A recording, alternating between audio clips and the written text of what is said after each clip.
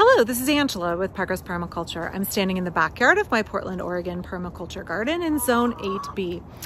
It is a beautiful September evening and I am out here to pick pears, and it has gone real sideways real fast. So I thought, you know, I'm supposed to be having a pear picking video and showing you what I'm doing. I am not able to pick pears, and so I thought I would talk about some of the realities of doing permaculture and the realities of having a garden and when things don't go as planned. I did a video last year about how to tell when your pears are ripe and ready to pick, so I encourage you to check out that video either before or after diving into this video with me. So I came out here to pick my pears because I know that they're ready, they're mature, they're ready to be picked, even though they're still rock hard. I have been really excited about it. I love pear season. My suckle pear tree has set more pears this year than any year in the past. It is loaded down with pears. You can see it right here. There's a dying motherwort here, and then which is an annual, so it should be dying. And then right behind it is a suckle pear tree, and behind here is one of my beehives. Right next to the suckle pear is this plant, which is a Damson plum. It's also time to pick my Damsons. I'm not able to pick either of those today because when I came out here, I noticed that this Damson pear tree is covered in Yellowjackets. I mean, hundreds and hundreds of Yellowjackets. It may be a little difficult to see, but I did not want to get close enough to get a great shot.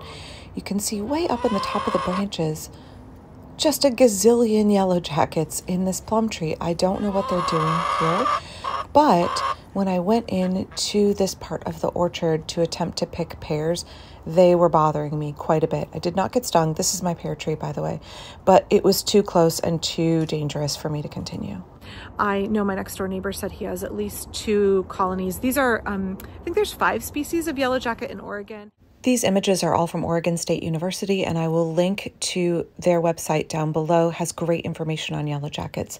There are 3 common ground nesting species in the Portland metro area, but there are many more species of Yellowjackets and their relatives around Oregon. Yellowjackets nest in holes in the ground, and there may be kind of a papery covering around the outside of the hole. What you're most likely to encounter out and about are the workers shown here on the far right. Many folks confuse Yellowjackets with paper wasps. Paper wasps are generally non-aggressive, have a much narrower waist, and make a little papery open nest. Their presence actually deters Yellowjackets from taking up residence on your property. I always let my paper wasps build freely. 2 common cousins, which are in their own genus, are the aerial Yellowjackets. They build a large papery nest. The most common one I see around here is the very large bald-faced hornet, which is not yellow and black, it is white and black and significantly larger than Yellowjackets. These are one of the ground nesting species, and so they don't form like a visible nest hanging around. It's down in the ground. They use holes in the ground. Great reason to have skunks in your garden is that they love to eat Yellowjacket nests. A number of other, mesopredators, middle-sized predators that we would consider annoying do a great job of eating the larvae from Yellowjacket nests. But skunks in particular are great for that. Wish I had skunks in my yard, but I don't. So it's not safe for me to get in here and pick. In September, Yellowjackets are extremely aggressive. It's the very end of the year for them. It is a time when they're really hungry. We often see Yellowjackets ramp up their predation. They are predators, they're pollinators, but they're also predators. So we see them going for like meat if we're out having a picnic. If you're out having fried chicken, they will just come for your fried chicken, and anything sweet and sugary. So I'm not sure if they're going for the plums because they're really ripe and sweet, or if there's something else going on that has caused so many of them to congregate.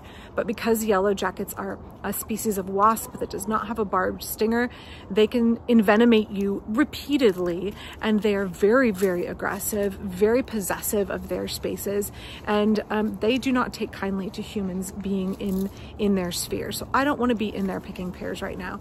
I think it's going to rain. It seems like it's going to rain, and so if so, I'm hoping the rain will kind of tamp down that behavior and maybe they'll move on and I can come out and pick my fruit tomorrow. But it's really frustrating to come out. I love pears. My suckle pear tree just makes the most amazing pears. I can them, I make pear butter, I make pear sauce, which my kids actually like more than applesauce. Really frustrating, but that's the reality of having a garden, having to interact with nature. The German Yellowjacket is particularly aggressive, and I don't know if that's what these are. very well could be. I am not enough of an expert to distinguish between the native and invasive species of yellowjackets, introduced species. But, you know, wasps are an important pollinator. They're an important pest control. They eat a lot of caterpillars. My next door neighbor was saying he saw them, or his daughter saw them, catching and eating flies down in their chicken run. And so they're a necessary part of the ecosystem, but they will F you up. So I am not interested in getting down in their business right now. And that means I've got to do something else. So I'm going to pick some tomatoes, some tomatillos, having a great tomatillo year, and do something else with the rest of my afternoon. A little bit of a kink in my plans, but that's how it goes. So I would love to hear from you all down in the comments if you have things that like really gum up. Oh, I have some dead flower in my hair. If you have things that you've experienced lately in your garden that mean that your plans can't be enacted as you need them to, and I know if you're like me, you have a real tight schedule and you need things to happen on schedule. If you found that you have to be flexible and try and do something different to work with what nature is providing in your garden at the moment, or perhaps putting in your way at the moment, I'd love to hear about it down in the comments. Because I know I will get questions in the comments section. Whenever I wear big earrings, folks always ask. I got these earrings yesterday at the NAIA powwow.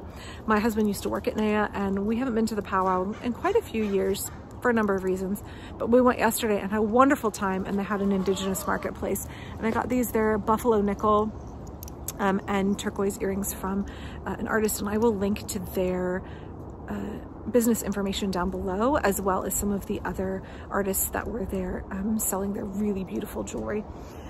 So also some links to NAIA in general. So yeah, that's my little update. Not what I had planned for today's video. I had planned to show you pear picking, but hopefully I will get back to that here in a day or so. Please don't forget to click like and subscribe, and I'll be back real soon.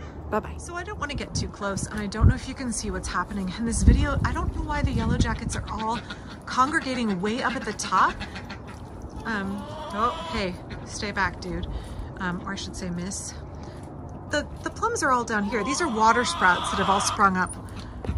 And the yellowjackets are all really way up high in the branches. Let's see if I can zoom in a little. So I'm really not sure what this behavior is. If you have any insight, Dave, stop honking at me. If you have any insight about what they're doing, if you're gonna ask me if I have any insight about Dave, who is the loudest chicken, I don't know what she's doing. She loves attention. I don't know what this behavior is. I don't know that much about yellowjackets. They're all alighting very high in this plum tree. I found this tidbit that yellowjackets can be found in trees where there are aphids because they're attracted to the honeydew. And this time of year, plum trees tend to have quite a lot of aphids, so I wonder if that's what's going on. None on my fig right here, none on my fig tree, none on the pear, all on this plum, but not down where the plums are, which are all ripe and ready, and I should be picking them today. But I'm not, because I'm not about to get in here with hundreds of yellowjackets.